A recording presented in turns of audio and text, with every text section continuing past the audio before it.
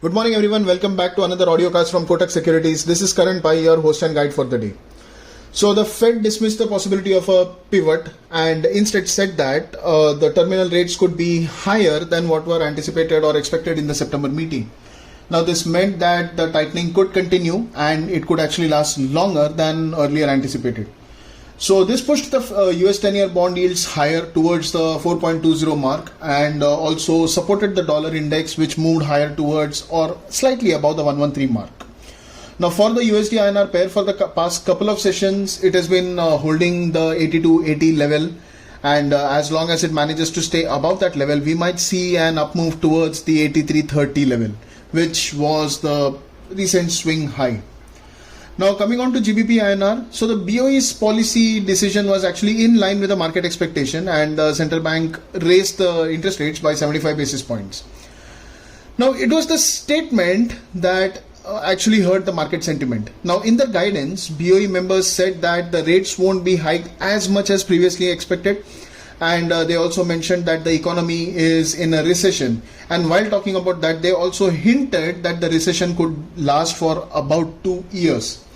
Now, when the market participants and the traders, they connected the dots, they realized that the BOE is actually willing to raise interest rates when the economy is going in a recession. So this did not give a good statement to the market, and the GBP USD, the pair fell a notch below the 112 mark.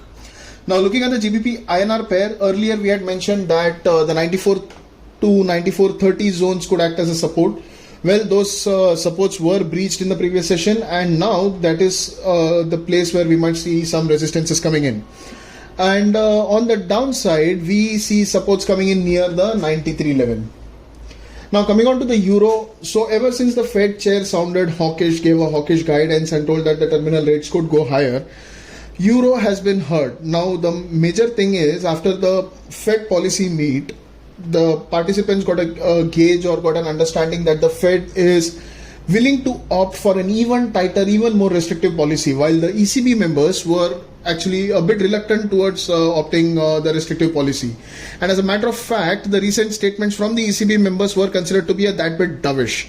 So this actually put a lot of pressure on the Euro USD pair, and we saw a massive fall in the Euro USD pair in the previous session.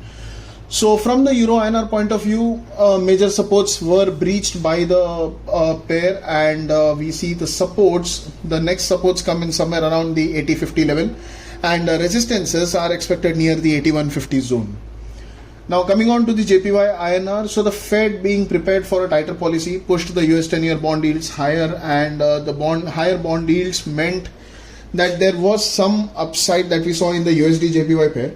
But if you look at the charts, we have been seeing some headwinds around the 148.60 mark. Now, this is majorly because the traders are scared of the Japanese authorities doing their stealth intervention, and that is why we see some headwinds around the 148.60, 149 level. Now, for the JPY INR pair, we might see the pair consolidate or continue to consolidate between the 55 and 57 zone. For the day, the 56 level could act as a support, and 56.40 is where we could expect some resistances come in. So that's all for the audio cast today. Thank you for tuning in. See you all tomorrow. Till then, stay safe, trade safe.